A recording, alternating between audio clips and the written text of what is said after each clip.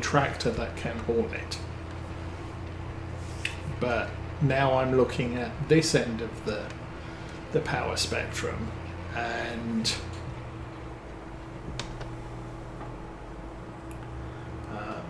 while I want to get bigger equipment, and it's not going to be too much longer before this tractor can't operate any of the equipment I'm really looking at buying.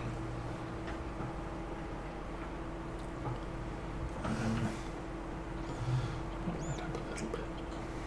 There you go. So yeah, unfortunately this tractor's only worth 120,000. So selling this tractor is not going to get me much in the way of anything. And while it can be used for stuff, I'm going to keep it. I might even keep it afterwards because it's good front loader tractor too.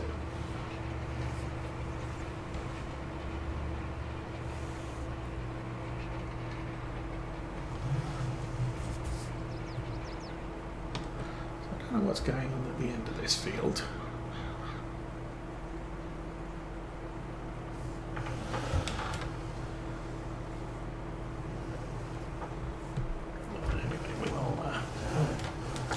Wrong way. So coming up to 5 o'clock, it is August, so there's still a good amount of daylight for the next couple of months. Oh, please. No, I'm going to have to back that up again. Because OCD Farmer says it's Pokemon time. Got to roll all the dirt. Oh, this thing lowers so slowly. I don't know that the other rollers, the in-game rollers, have so much issue. I think they just lift up a little bit, but this one rotates the entire back end. So raising and lowering it, it takes a long time to move from fully raised to fully lowered. But obviously once I get to the end of this row, as soon as I raise it, it's off the ground. So right there, I raise it, and I can now just drive off and it's not rolling anything. But coming back round here, not quite so responsive. Well, it's as responsive, but it just has so far to move. But, and again, here we have the problem with GPS. I don't have GPS, so I can't do alternate rows here, which might be easier. Now it's on the ground. And we can go. I must admit, not paying attention to the compass heading at the moment. Ooh! Darn. And I don't have to fill in the gaps entirely, but quite frankly it's what, 2% yield boost on this, so yeah, those tiny little bits that are missed. Okay, so I get a 98% yield rather than 100% yield. In the grand scheme of things, that's not a big deal, really, and we're probably going to have a bit there. Definitely. Oh, there goes a train. Well, looks like the thunderstorm blew through without much issue. We did have very strong winds last night. I didn't look at the power outage map, I must admit. Normally there's power out because trees. And that is something I have noticed. And I don't know if it's changed since I left the UK, but in general, wooded areas in the UK, the trees tend to be in much better condition than they are here in America. There are a ton of wooded areas around us where it would look like more than half the trees are dead. Now, Michigan, we don't get an awful lot of wildfires, so it's not like nature's going to clean up the mess. But it's just, the trees just look so sad. And that's the problem with that raise.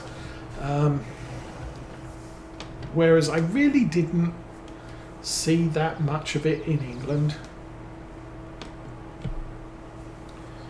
You tended to end up with, occasionally trees would die, but it would appear that wooded areas were in general far more healthy. We've got a wooded area at the bottom of our yard, and there are so many downed limbs, downed trees, and even if a tree isn't dead yet, it's dropping dried out limbs, and I don't know what it is. It's kind of a weird thing, at least to me it is. No, same with the last place we lived. We had a major storm, and one of the trees just fell over onto the propane tank. Fortunately, it didn't break anything. Did put a nice dent in the top of the tank. It also made a hole in the siding on the house, but it was, and the tree was dead. There was no healthy wood inside it at all.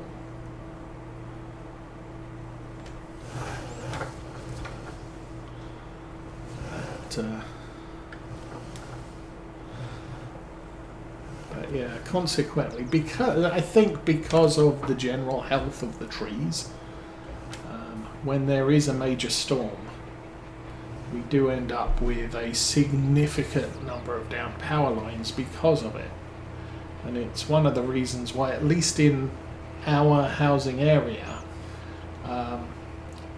the main road travels along, it's probably 300-400 yards over from where our house is, and it then travels along the side of that wooded area behind the house. And a couple of months ago, the electric company employed some arborists to just come in and take out about 30 feet of the wooded area along the side of the road, which, twofold bonus, the power lines are less likely to come down, and when you're driving down the road at night time, you can see the deer before they jump in front of your car and wreck it. So, two good things came of that. But since they did that, we haven't had a down power line in our residential area. Adjacent residential areas have had power lines down, but we have not suffered from that. Okay, I think I'm going to do the other edge.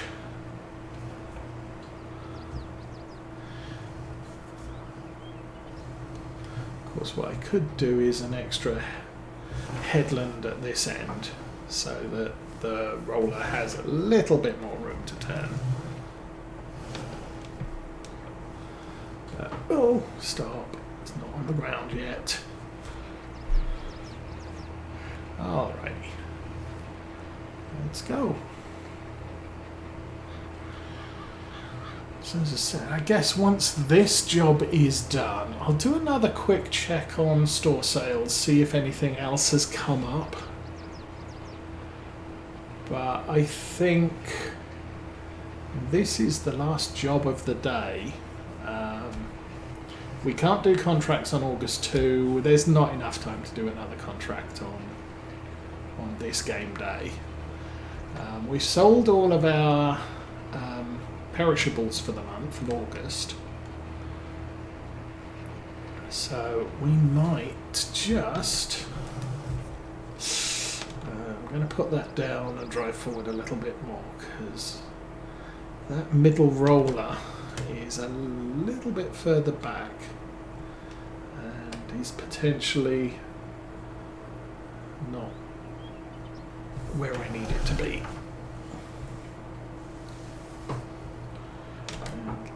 And stop. And that is now on the ground. Awesome stuff.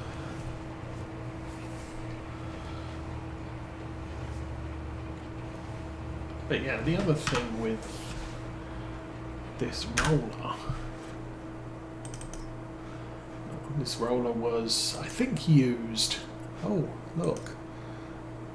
Is that a square baler? That is a square baler.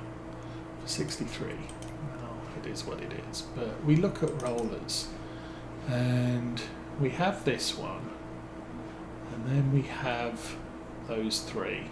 That one I think you can tune up as a grass roller or a mulcher. Which, of course, anything that will do double duty is actually a good buy, because I'm spending on one piece of equipment that can do 2, 3, 4 different things, and so I see that as a benefit. It's kind of like, oh, I need to spread lime and fertilizer.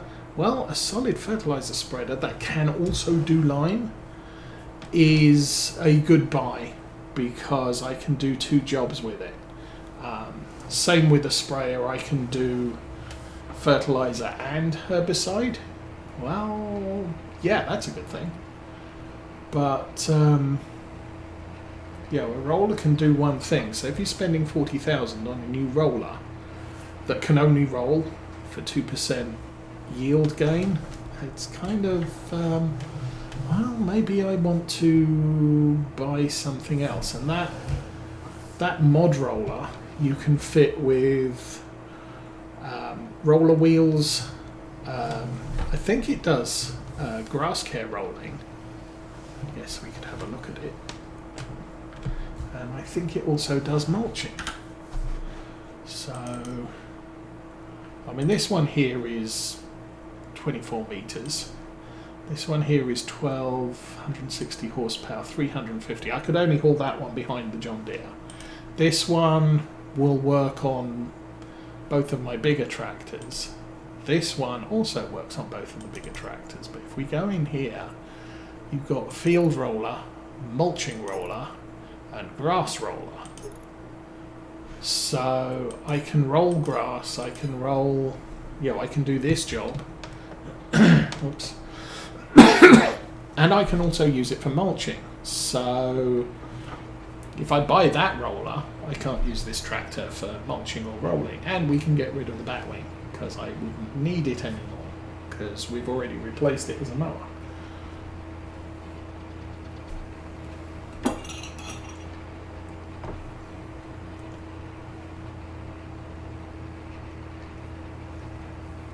Now, I didn't look while I was going through the configuration there.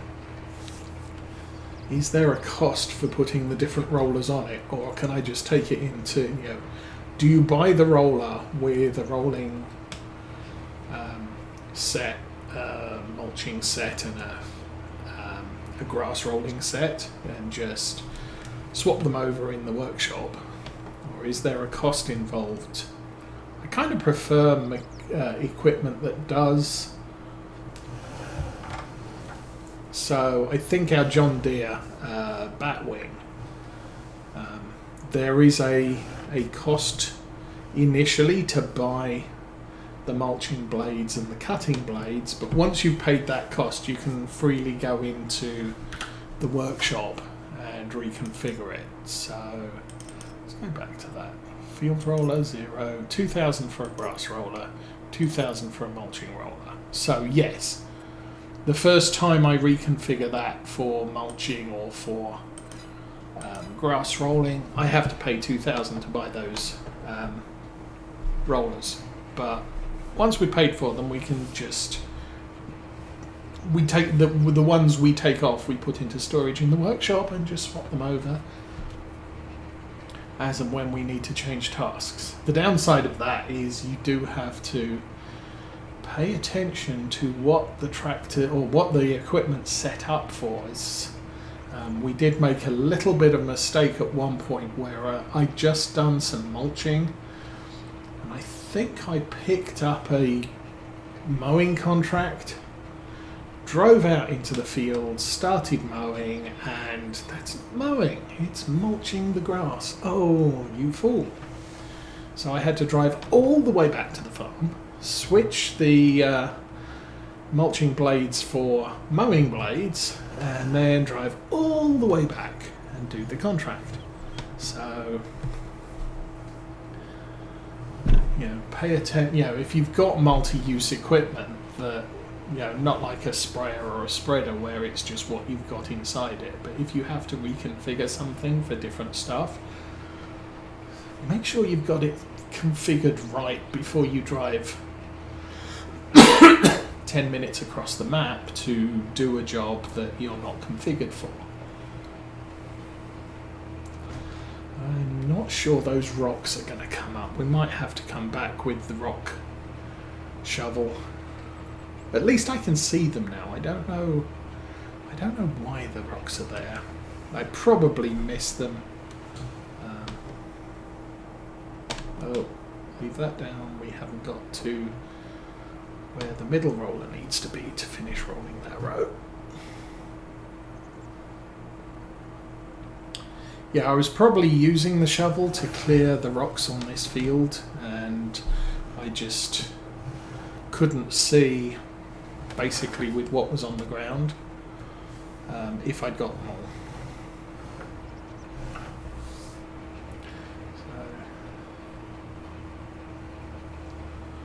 And I still don't have a stone picker, all I have is the stone shovel. Is this in my rolling in? No, not rolled in, so they are bigger rocks than the roller can handle. That's a shame. So then it's one of my gripes with this map is that all of the fields have rocks in when you buy them. So we had to deal with rocks in every single field that we own.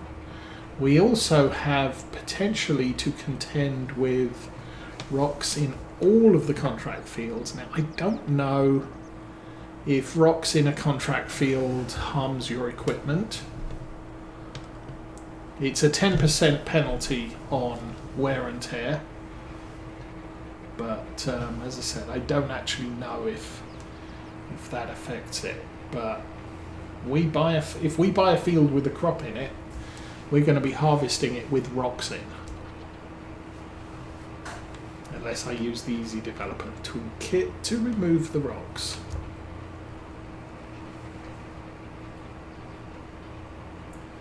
And that is I think most of the other maps I've played in 22, I haven't seen such a rocks are there. If you plough the field, then it will create rocks, but generally it's not every field that has rocks in it.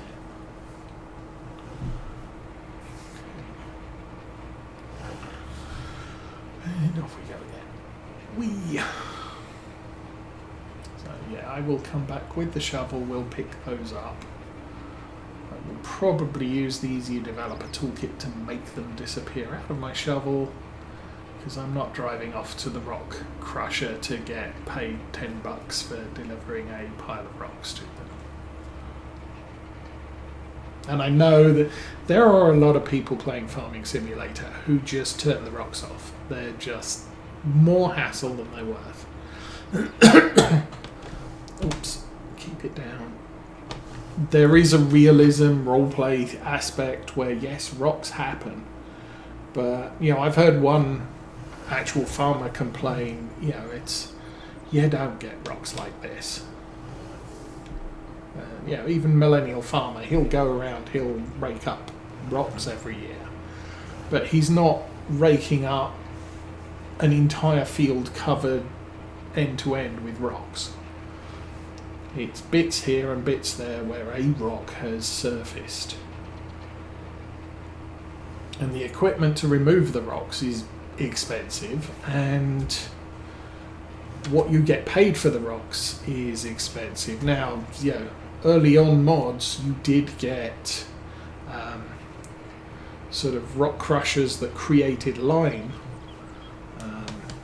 which, okay, that reduces your lime costs. And so having rocks and collecting rocks, and I think it was Virtual Farmer based one of his series on, I am ploughing every single field every year, and I am collecting the rocks and I'm sticking them in the rock crusher so I can lime every field.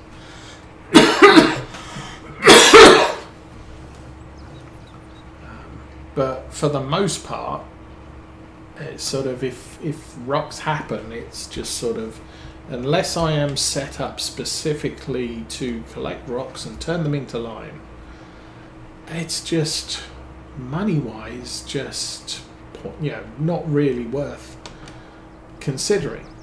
The problem comes when, okay, that's a 10% extra wear and tear on the equipment that is working the field.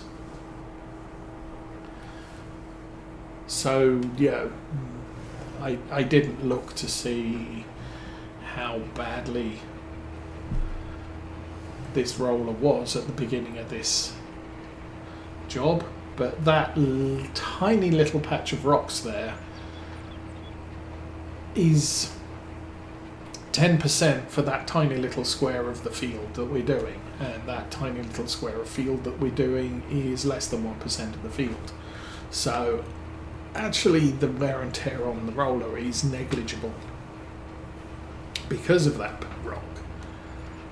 And it's negligible on the harvester header, and it's negligible on sprayers and everything else that we're doing. It just annoys me. So we'll make it go away. So rollers are agricultural equipment that don't need animal products. So this job is done.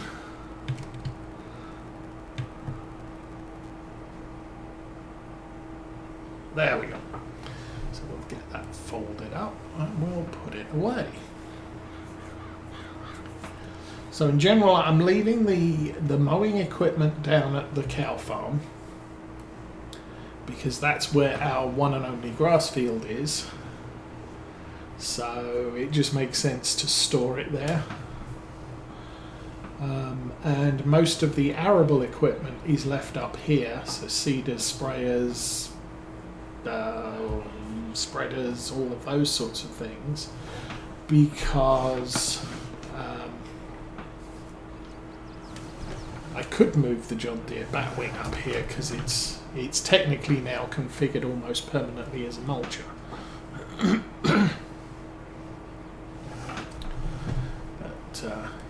Arable equipment goes here, so the harvester lives up here. The big giant tractors live up here.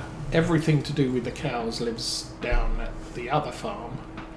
And obviously the manure wagon and the slurry tank also live at the other farm, because in order to get them filled up with stuff, well, the stuff's produced by the cows, and so it just makes sense to store them there, because the first thing you have to do is put stuff in them.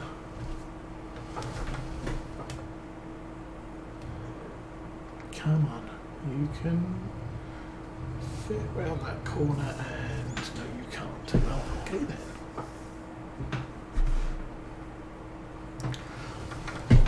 Let's try that. Whoa!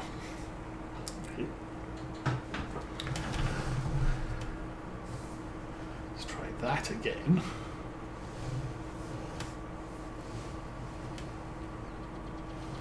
I think that's cleared. Yes, it has. Unfortunately,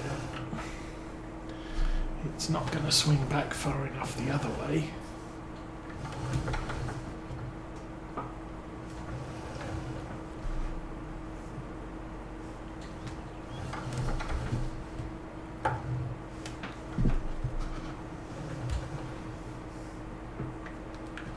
Okay. So, tiny movements. We'll get this in this slot. I'm kind of thinking I should probably put the tree planter in this slot, and then put this next to the spreader and sprayer, because it's that sort of class of equipment. Well, we do have a class on the phone, yes.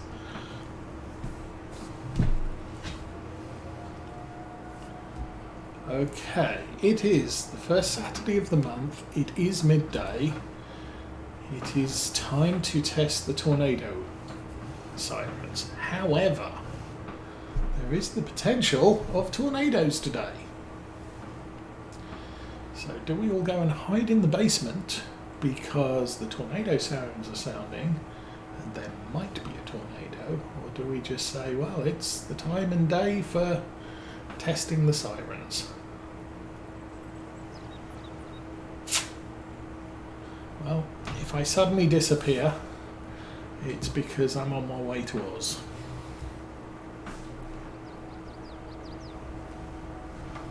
I need to patch that piece of ground there sometime. I'm not doing it right now, but sometime.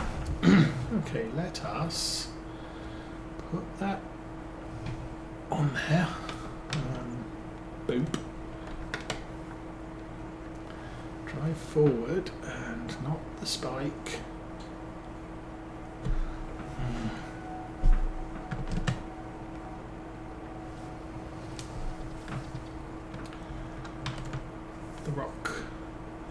The rock tool. Okay, let's try and extricate ourselves from there without knocking the loader tools too much. I should get myself a little shelf to put all those on.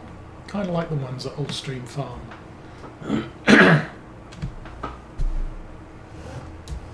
Okay, we will run off. We will get the piece of rocks. The pieces of rocks.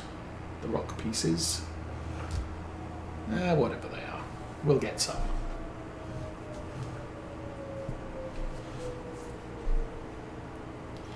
Okay, well, the siren didn't end abruptly, so I am taking that as test over and successful. Or if there was a tornado, it's gone already. I don't know, I'm from England. We don't do tornadoes so much there. I think we do occasionally. I think it's our lack of trailer parks that just immunises us from general wind mayhem.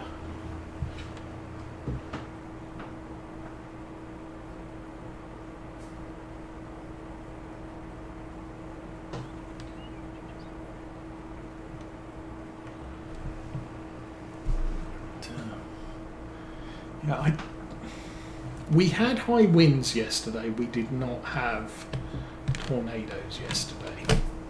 We did have very high winds last night, as I was saying, but there we go. Hopefully not messing with it. Dude, really? Okay. I would say...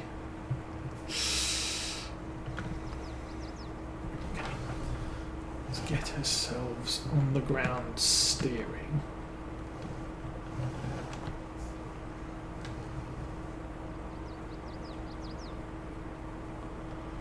Okay, that is not an actual rock, that is a rock glitch.